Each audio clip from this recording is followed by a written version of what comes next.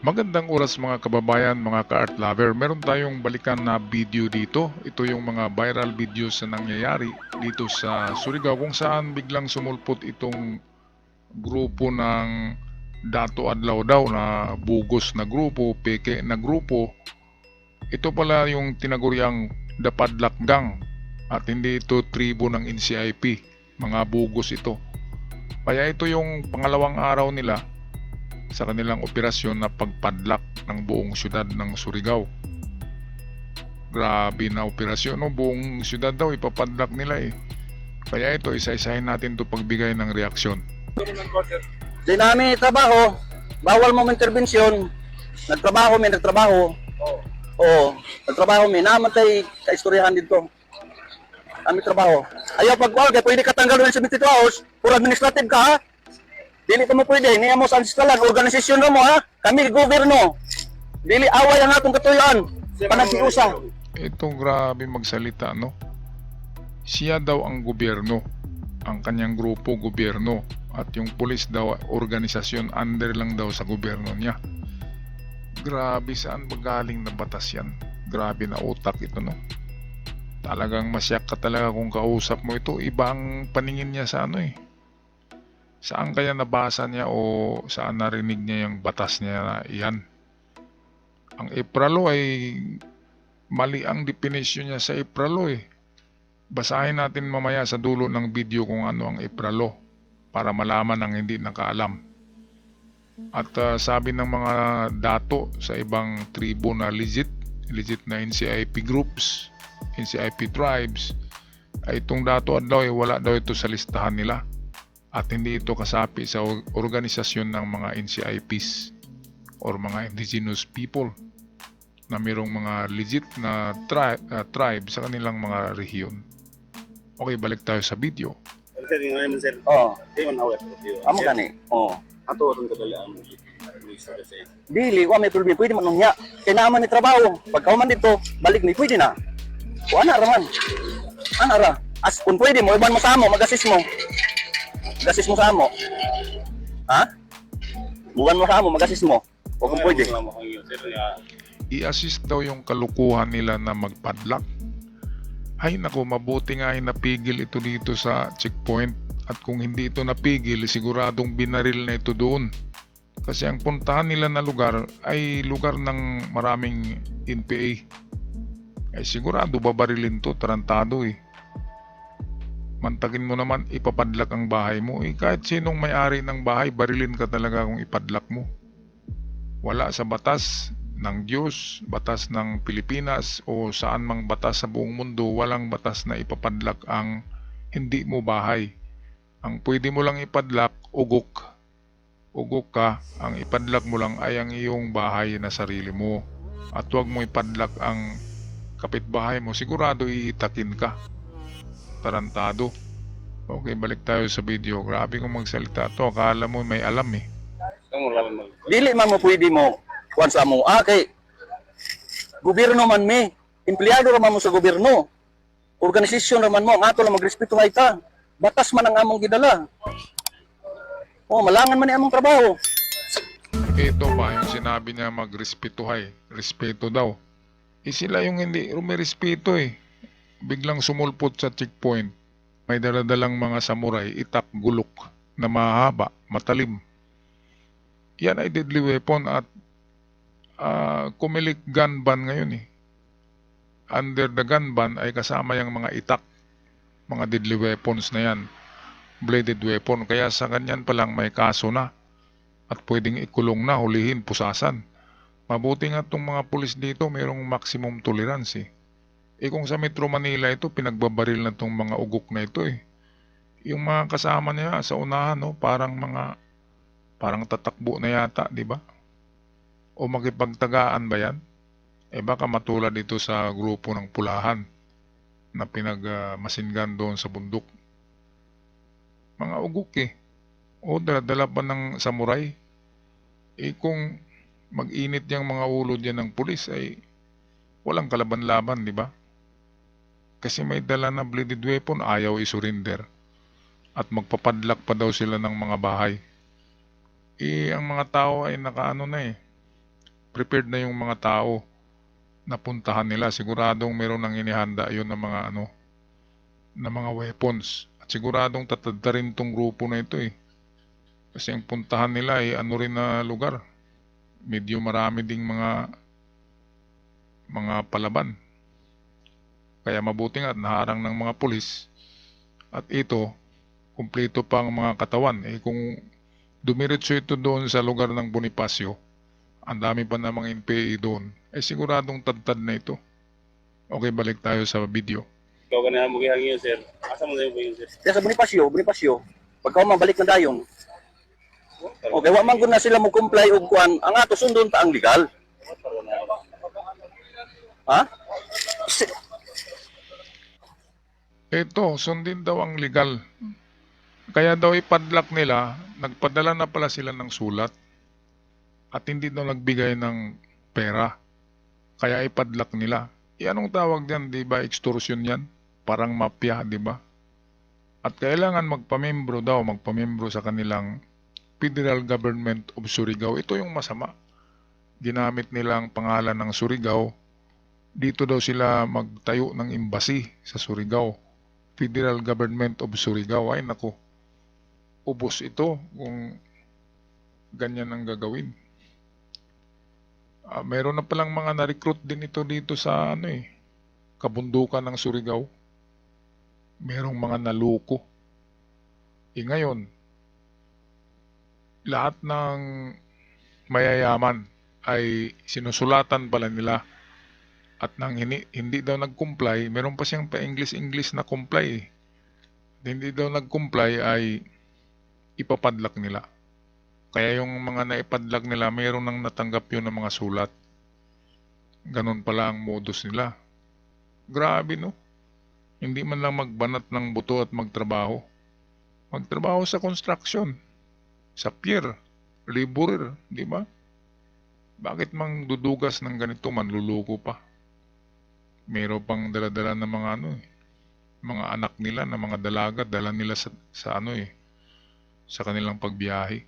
Grabe. Okay, patuloy tayo. Sundon ta legal. Kaya kung pangayuan mo na, kung na ba may pre-prayo sa ancestralan ng operasyon mo, ayaw kahit pagbunot-bunot na nimo pusil kay 15-20 taon, pwede katanggal na mo. Bulot ba ako na buk? Muhawid man ko kasi mong pusil. Todo ka mo hawat ini ko. Oh, ayaw kay dili matal angayan mag-unay. Ya makrobunot. Pareho man ta Pilipino. Na may video. O na naka-video gani. Na video. Tarantado talaga, no? Dili kun away atong katuyuan, anato sundon taon sa legality para kalinaw. Dapat yung sir. Hindi daw away, legality daw para mapayapa. Ano bang legality sa kanya? Hindi nga niya alam ang meaning ng mga English na binabanggit niya. Legality daw. Ang legal ay ang mga pulis dyan. Kayo dyan ang illegal. Kasi mga kayo? Ano bang pangkat, klaseng pangkat yan? Mandurugas, tulisan at extortionist. Kompleto na eh. Terorista pa, di ba? Kinalampag nila yung mga tindahan madaling araw eh. Sinisira yung mga kandado. Grabe na mga tao to. Dapat bugbugin to eh. Dapat patikimin talaga, binibaby kasi. Kung sa ibang syudad dito, wala na to. Bugbog sarado tong ugok na ito. Mag-init talaga ang ulo mo. Lalo na kapag taga Surigao ka. Katulad ko, alam ko ang kwento nito. Kasi nakita ko to sa malapitan, pinuntahan ko itong tinatawag nila na embassy na Kawayan. Nakita ko yung mga pagmumukha ay talagang mga walang grado. Kaya ganyan ang kasabihan na small learning is dangerous. Small learning is very dangerous. Kaya mag-aral tayo. Kayo diyan, mga kasama nitong gago, mag-aral kayo. Pumasok kayo muli sa eskwelahan para malaman nyo kung ano ang tinatawag na legal. Itong mga English niya, mali ang ang meaning niya eh. Kaya mapanganib talaga ang kaunti lang ang nalalaman kasi hindi nag-aaral eh. Iwan ko ba kung anong nakain ito? Baka nagpakulo ito ng yung mushroom galing sa tae ng kalabaw, di ba? Yung tinatawag na tatsubong. Yung mushroom na tumutubo sa tae ng kalabaw. Yun yung iniinom para maganyan ka, mabubuang ka. Yun siguro ang nainom nito. Yung mushroom sa tae ng kalabaw na tinatawag na tatsubong. Wow, grabe. Lakas tama talaga, no? Okay, balik tayo sa video. Sa dami yung nireklamo, sir. ano naman? Mo dito sa kuwan. Oh. Napatubangon dito, sir, personal. Anong saman? Ato nagpilit dito sa absolute, sa kuwan. O dili kami lagi na, mahuman ni among trabaho. Amo gani, sir, ang dapat mo doon, sir, dili Oh. mo kuwan, ato ka mo pigit na lahat, nagiya. Dili, na-inform naman. Na-inform naman sila. Ang advice mo doon, Mismo ka mo ka, na-inform naman mo. advice ni Kisa mo, pahuldan ka mo, kay istoryahon ka mo. Walay lain na mo tagpag-istoryahon ka mo, maari sa hipi. Amo rin dyan bikuan, sir, ano yung kayo, ikot sa madalo ko ito O pinagtrabaho man mi. Amo gali, sir, kailan naman kami nuto doon makulat, sir. O nakakasa na si Hipi. Oo, dato para pa, ingon pa O tanawa, di malangan ang among trabaho. Ito, ang trabaho daw nila ay ano ba yan, ma-delayed sa English. Kasi patungo na sila sa lugar ng Bonifacio para ipadlock yung mga tindahan doon na malalaki. Trabaho daw nila yan. Grabe, no? Hindi man lang natatakot. Kahit walang pulis. At kapag magkataon ang ipadlock nila ay pulis din, di ba? O army. Bahay ng army ang ipadlock nila. O baka membro ng shooting club, di ba? O kaya may baril na sibilyan. Ay siguradong barilin ito. Kasi ipapadlock nila eh. Bahay mo bang ipadlock mo? Hindi ka ba magagalit? Kaya ito makikita mo na walang utak kasi hindi niya alam ang karapatan ng bawat tao. Siguro walang bahay ito kasi hindi niya alam kung anong ipapadlock. Ang alam niya ipapadlock yung mga tindahan eh. Yung bahay niya walang padlock. Kaya tinaguriang the padlock boy. Sikat na sikat eh. Okay, tapusin na natin tong video. Sir, kabayo ba ka, sir, ganpan ko man, sir? Dili lagi, corporate law ka mo. Gobyerno kami. Sundot ang batas, Republic Act 371, April Law of 1997, Divine Customary Law. Ang ato, magrespetuhay ta para sa kalinaw. Oh, dili kun kagubot ang atong kwan. Gampan, bawal mo din ng mga inana, mga... Dili wala lagi na, lagi kami tribo, may gobyerno may sa tribo, niya mo sa ancestralan. Claimer kami sa ancestralan. Wala gani mo pre-prayo nga mo, operate mo sa ancestralan. Palagay ko itong taong ito ay merong nagtuturo nito. Siguro binata pa ito, bata pa ay meron nang silang leader na nagtuturo kung anong sasabihin. Tinuturong mali ang ipralo. Mali ang definition niya sa ipralo eh. Kaya ang mga pulis naguluhan eh. Siguro hindi rin nabasa ng mga pulis kung anong ipralo. Kaya hindi nila na counter yung mga sinasabi na maling-mali. Sinama pa yung divine law. Under the April law ay walang divine law na sinasabi na divine law. Dinagdagan eh. So ito, basahin natin ang April law para marinig naman itong mga kasama nitong si Dato Buang Adlaw. Okay, para matigil na itong si Dato Adlaw ay ito, basahin natin ang meaning ng ancestral land or ancestral domain. It is a land area that belongs to indigenous people or indigenous cultural communities or ICCs. It includes land, water, natural resources, and other areas that IPs have occupied or claimed ownership for generations. Ngayon atin na Tagalogin. Ang ancestral domain ay yung mga lugar o mga area na kiniklaim ng mga ninuno nitong mga IPs or indigenous people, including kasama na diyan ang, of course, lupa, tubig na nariyan sa lupa na kiniklaim nila sa teritoryo. Natural resources. Halimbawa mga ginto, merong ginto sa kanila yon. And other areas that IPs have occupied claim ownership for generation. Ibig sabihin, yung na-claim lang nila. At kung saan lang nakatira yung kanilang mga ninuno noon na mga bundok. Hindi lahat ng lupain ng Pilipinas ay sa kanila. Ano bang rights ng mga Kristiyano, ng mga tao sa syudad? Meron ding ancestor ang mga tao sa syudad, di ba? Ako, meron din ako ancestors. At ang ancestor ko ay hindi IP. Di ba? Hindi indigenous. Ang indigenous ay minority yan. Atin yan klaruhin. Minority na merong kiniklaim na mga teritoryo sa kabundukan. At kung meron man sila sa ibaba na mga lupain noon, ay siguro ibininta na sa mga nakatira sa ibaba. Kasi walang katibayan eh. Yung sa bundok, meron talagang katibayan sila doon. Kasi naroon nga yung kanilang mga dwellings or mga tinitirahan. At meron silang mga marker, parang mga muhon. Ang kanilang mga muhon, yung halimbawa malaking bato, malaking kahoy. Pero hindi lahat ng lupain ng Pilipinas ay pagmamayari ng mga IPs. Ngayon, itong nag-claim na Dato Adlaw na siya daw ay IP or indigenous people daw, Dato daw. IPK pala ito. Ito ay sinabi ng iba pang dato na legit na nasa kanilang mga ancestral domain.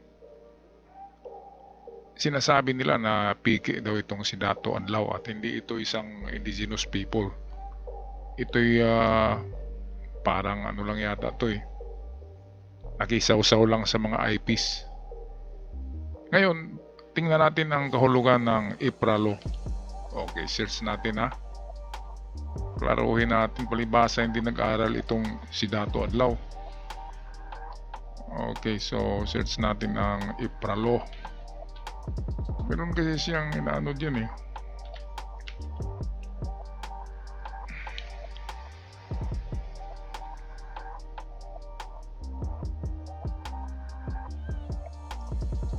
Okay, so ito yung IPRA law na sinasabi ni Dato Adlaw. Dinagdagan niya ng divine eh. Walang divine customary law. Customary law lang, walang divine. So ito, the Indigenous Peoples' Right Act or IPRA of 1997 or Republic Act number 8371. Ito yung kanyang palaging sinasabi. Kaya yung mga pulis ay parang na-shock sa mga sinasabi. Akala ng mga pulis na tama yung definition niya ng IPRA law eh. Pero maling-mali. Dinagdagan niya ng divine. Dito walang divine dito. Ito is a Philippine law that protects the right of indigenous people and cultural communities. So tama nga, ang IPRA law ay nag-protect. Ginawa yan na batas ng ating gobyerno para maprotektahan ang mga rights ng mga minorities na tinatawag na indigenous people or IP. Ang NCIP ay mga grupo ito, National Commission on Indigenous People. Ngayon, parang mapangalagaan ang kapakanan ng mga IPs or indigenous people. Kaya nga mayroong Republic Act number 8371. At hindi ibig sabihin ang Republic Act na yan ay may karapatan na si Dato Adlaw na angkinin ang buong lupa ng Surigao at angkinin niya ang mga negosyo ng Surigao at ipadlak niya ang mga establishmento sa Surigao. Wala sinabi sa IPRA law na magkandado ka, ugok, tarantado ka. Wala sa batas na magkandado ka. Ito, basahin mo kung marunong kang magbasa. So, ano ba itong IPRA law? Recognizes the rights of indigenous people to ancestral domain, health care, and basic services. Yan nga, recognized by government ang mga indigenous people. Pero kapag katulad ni adlaw na bugos or piki, ay hindi yan recognized, di ba? Kasi hindi rehistrado yung grupo niya sa NCIP. Dapat nakaregister yan at dapat kinikilala siya ng kanyang kaparihong mga dato sa tribo. Walang nakakilala sa kanya . So isa siyang extortionist, o sabihin natin na baliw na tulisan. So ito, EPRA does to protect the rights of indigenous people to preserve their culture, traditions, and institutions. So ang mga tradisyon ng mga NCIP ay manatili, ma-preserve under protection of our government. Itong sinasabi niya naman na government niya, ano bang government yan? Ang ating gobyerno ay isa lang.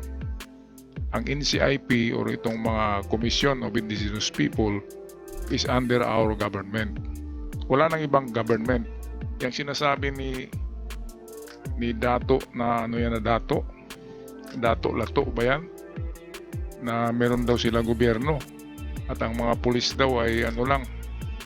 Ano ba yung sabi niya kanina? Tanggalin daw niya in 72 hours. Bakit matanggal niya? Hindi naman siya yung general ng pulis, di ba? Wala siyang right na ganyan. Isa pa, hindi recognize yung pamahalaan niya. Ano ba yung pamahalaan na yan? Merong bang pamahalaan ng ano? Kaya bang pamahalaan ng ganyang klaseng tao ang buong syudad? Hindi nga marunong magbasa siguro yan . Daldal lang about EPRA law. Ang EPRA law ay batas para sa proteksyon nyo. Kayo ang proteksyonan ng EPRA, hindi kayo ang may power above the law or power above the community. Kayo ay minorities, tandaan nyo yan.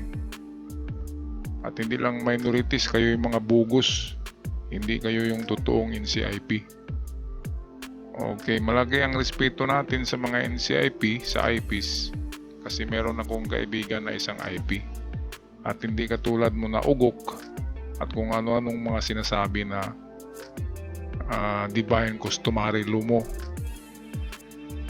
Okay, so yan.